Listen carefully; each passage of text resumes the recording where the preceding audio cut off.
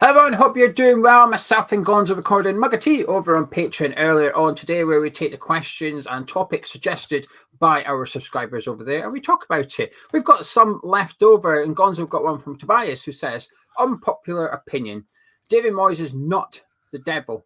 He's just an average manager who's become a lightning rod for all the anger and frustration that is quickly returning from the bored out days. Now that we're not winning anymore, a disappointed, disenfranchised and disenfranchised. That's it. And disconnected fan base is back in full force. I think Tobias makes a very, very good point, actually. By the way, I'm not... Yeah, I understand what he said. I think he used lightning rods, and I understand what he means by that. Yes, I think there's some truth in that. I also think David Moyes is culpable. I think he is also getting justified criticisms. Let me say that first of all. There is justified criticism for David Moyes. But I have never felt so close to the sort of the protest days than now.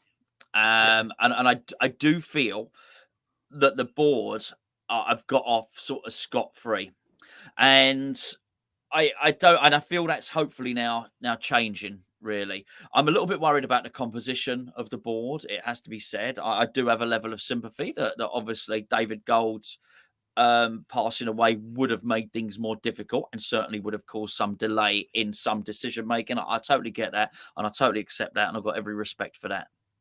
But that being said, I still think we got a match made in hell, and I do think the manager's a part of it. And what that match made in hell is you've got a dithering manager and an indecisive chairman, and as when you put them together, they are they're just a terrible, say, match made in hell, a terrible double act, really.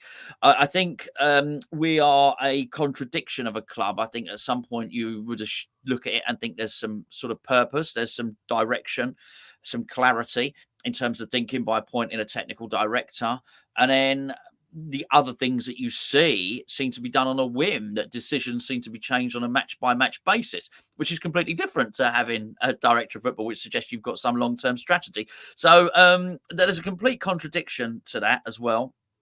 I also think there's a certain blindness from the board as well, this whole thing about... It's weird.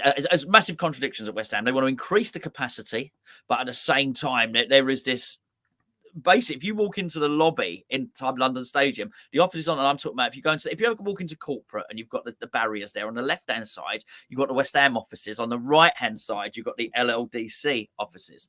They are a lobby away from each other. They communicate via email. They share the same escalator. They share the same lift. They probably even share the same canteen in there, yet they communicate via email. So you have this situation where that's a massive contradiction of saying actually you want to increase the stadium at this sort of third party who you don't really have any contact with.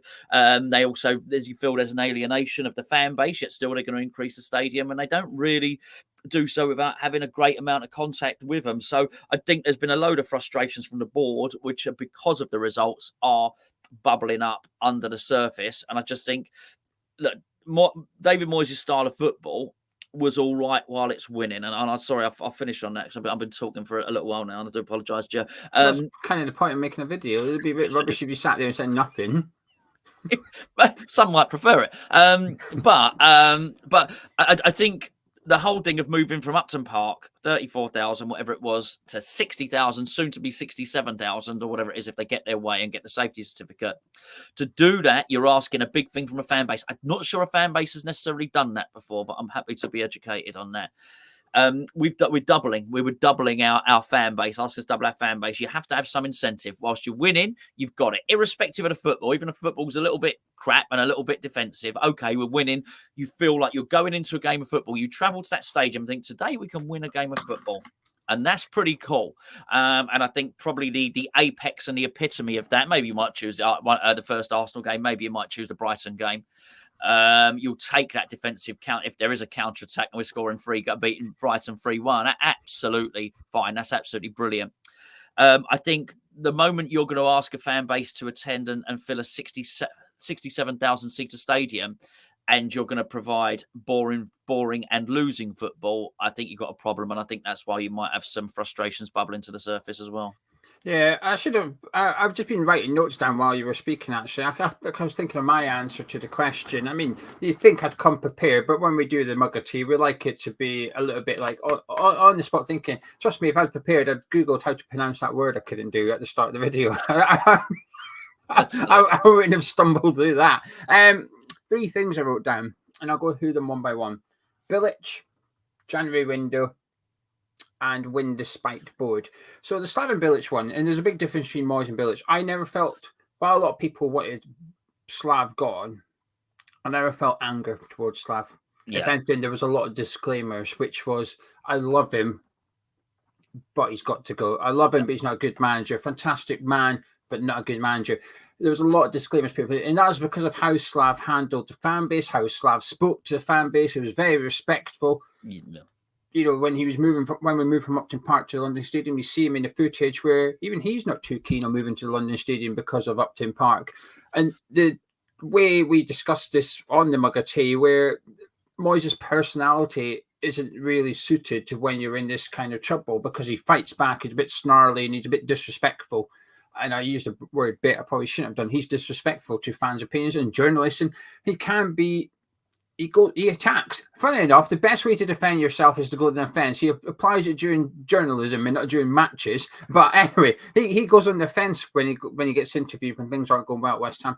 I don't think Bilic ever did that. I think he handled the fan base with great care and respect, and I think that's the attitude towards both managers was slightly different.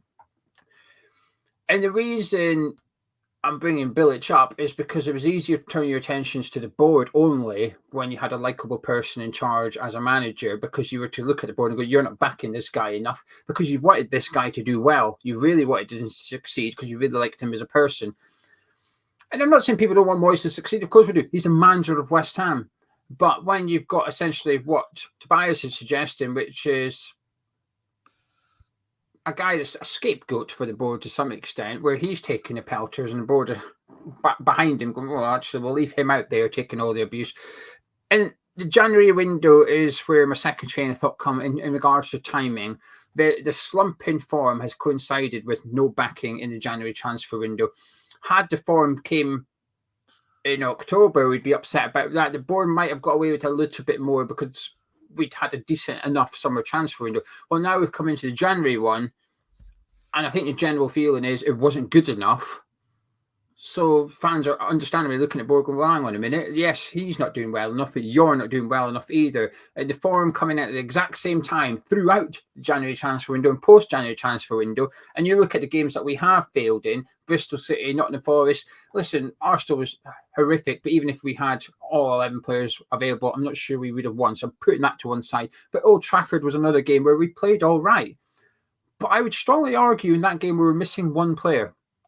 We were missing an attacking player. So I think it's fair to say, well, had we got the January transfer window correct, the results might be slightly different. Now, it doesn't mean Moyes gets off with it, but what does mean the board doesn't get off with it either. Say, well, your lack of backing is contributing to this loss of form. And then my last point, which was winning despite the board. When talking about the Conference League victory, a lot of people will downplay it and say we won it despite David Moyes. We could have won it with any other manager. It's hard to disagree to some extent. Now, my comeback to that is, well, we had to qualify for the Conference League by finishing 7th. That's not an easy feat. But in terms of winning the tournament, we were favourites. It's difficult to dress up as a huge achievement winning that tournament. I think I would argue getting into the tournament was harder than winning the tournament itself, which is unusual. But it gets downplayed by some, which is, well, we won it despite of Moyes. Well, actually, I would go a little bit further than that and say we won it despite the board. The board did nothing to that victory.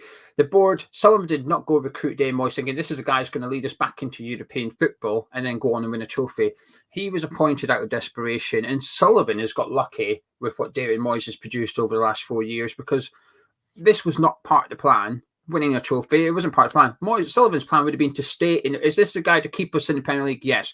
Can he keep us in the Premier League next season and the season after? Probably. Let's give him a new contract. That was enough for Sullivan to give Moyes a contract.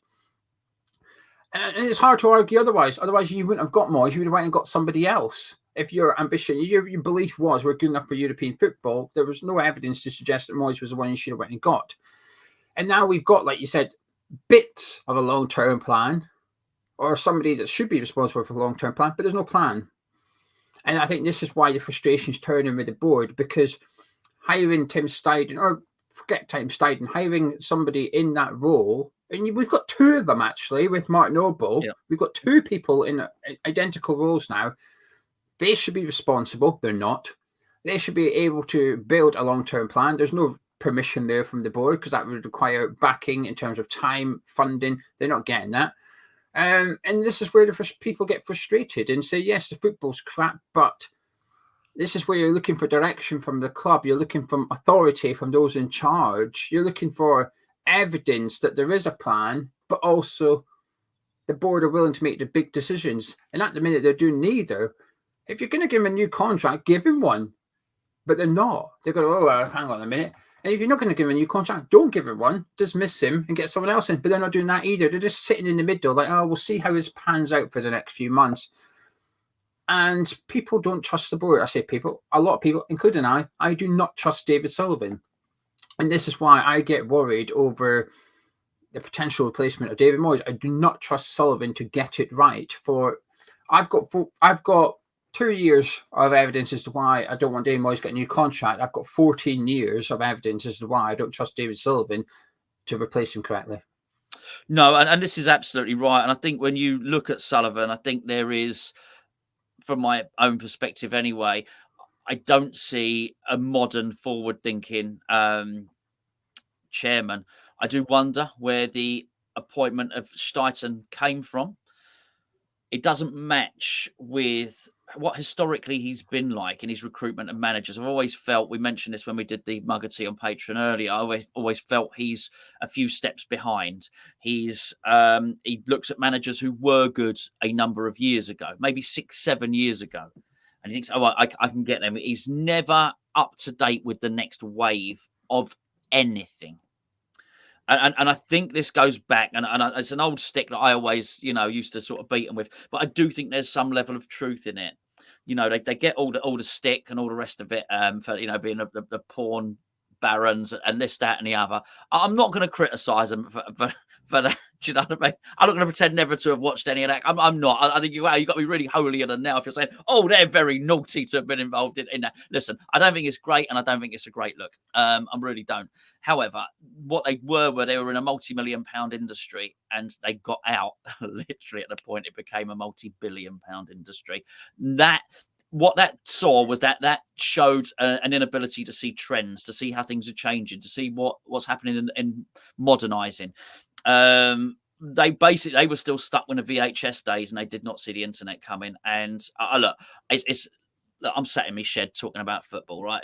It's funny for me to talk about how unsuccessful the billionaire David Sullivan is, and I'm aware of the irony of it. But that was a really, really bad time to get out of that industry. So sort of like in the late 90s, thinking, I'm not going to bother with this cellular phone crap. I don't think it will take off. And it's a little bit like that, really. And I think that's been indicative of the way that by the time he'd passed his sell-by date, we were still looking at Rafa. And there's lots and lots of examples like that. And how now, I do believe some of the links, to some of the managers. And I think perhaps we're looking, this Graham Potter might be up and coming. Oh, look at this Fonseca. He's done all right. And I think there are a number of coaches, and anyone that we are linked with is not in the top 10 up and coming coaches in Europe. And that concerns me as well. And so it makes me wonder, but also a little bit of hope. It makes me wonder, where did Steiten come from? And I remember you said this when we first brought him in. You found it hard to believe it was Sullivan that picked him. And I am absolutely aligned with that. Somehow he's got some intrinsic knowledge of what goes on behind the scenes of recruitment in the Bundesliga. No. So something's going on there. So there's somebody somewhere at that club who has a little bit of knowledge.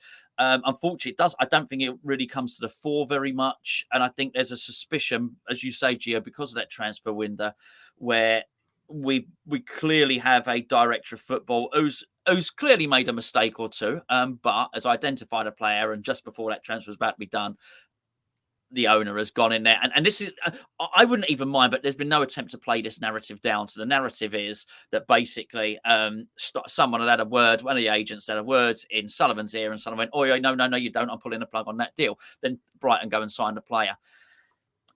So I think and if that wasn't true, I would expect them to come out and say, no, this didn't happen. They've got plenty of sources they can leak that to. No, not at all. And tell us the truth. But actually, they've pretty much confirmed it. So the deal became too expensive, it became too complicated. All the agents and all the rest of it, decided not to go with it. And those are the comments from the club. And I think with that in mind, everybody sort of looks at it and thinks, well, hold on a second. If we desperately need an attacking player. If you cannot give the director of football the authority to bring in an attacking player, what chance he gets given the authority to bring in a manager? And it's sort of like that. If anyone's got a dog, when you're first trying to train your dog and they've got the ball and you're trying to get them to fetch, give it and they're trying to get it out of their mouth and like that. I think that's David Sullivan. He's not the ball, he's the dog. And you're trying to prize away control. Get that dildo out of his mouth. Come on, Dave. Let me come on now. Come on. Let me have control. And he just can't. He probably knows he should relinquish it. And he probably knows it's probably in his interest to let go of the ball so you can throw it and he can have another round of fetch. But he can't quite do it. And I just feel, and that's a frustration for me, he can't quite fully relinquish control of the club and say, go on, I'm going to let somebody else who knows better than me run the club. And I think there's a lot of frustration with that as well. Yeah, I agree. So there you go, Tobias. There's your answer. To sum it up, I would say it's possible to be frustrated with David Moyes. It's possible to be frustrated by the board. It's two separate things, I think. I just think the timing is that they were going through the poor form as we are at the minute. At the same time, the board has sat on their hands during the January transfer window. And I think even if we were drawing games, right, like let's say we were still 7th in the league right now, and we'd drew against Man U, got beat by Arsenal and beat Nottingham Forest, and we were 7th, I still think there'd be a frustration with the board because of the January transfer window, and the frustration towards David Moyes would still be there. It wouldn't be as loud, but it would still be there. However, the one towards the board would be just as loud as it is now. It's only louder because they're coming across that they're dragging their feet in regards as to what to do with David Moyes. We're looking for authority, there isn't any. We're looking for a decision, there isn't any. And I think that's why the frustration is growing, because while we have been doing well over a few seasons now, there's always been a suspicion, almost like a lack of trust in the board. But while they were quiet and while we were winning, they weren't really doing anything wrong per se. But it doesn't mean people thought, oh, brilliant, we can trust them now, they've changed. I think it was a case of they're doing all right for now. And I think in January transfer window, everybody knew this was going to come back again. This was going to happen again. And Tim Steidten was a light. It was something that says, hey, here's a little bit of hope. But I feel like the January transfer window is taking that hope away a little bit, which is, no. He's here, but he's not in charge. He's not in charge at West Ham. And I think the frustration towards the board. So is Moyes copping a lot of the flack? I don't think he is. I think Moyes is copping flack for what Moyes does. And I think the board are copping flack for what the board do. Lots of anger, lots of frustration. But I think both are justified. And I think it's going in opposite directions to two different sets of people. Anyway, shall we leave it there? Absolutely. If you want to join Patreon, go to patreon.com/HammersChat. Links in the description and the pinned comments, where myself and Gonzo, and as well as likes of Charlie and Jack, Anton Ferdinand, we record additional videos every single week. Sometimes daily, it's built around matches with player ratings and so on and so forth. So the more matches, the more content. But we upload every single week over there. You can subscribe from £3.60 per month, or you can try the free trial. And go to patreon.com/HammersChat. Any support is greatly appreciated. And you can listen to the Mug of Tea, which was predominantly about David Moyes, with 15 minutes about Jesse Lingard at the end there. We uploaded that earlier on today. So if you fancy a podcast, it's over on Patreon. Try the trial out. And myself and Gonzo, we'll catch you in a bit.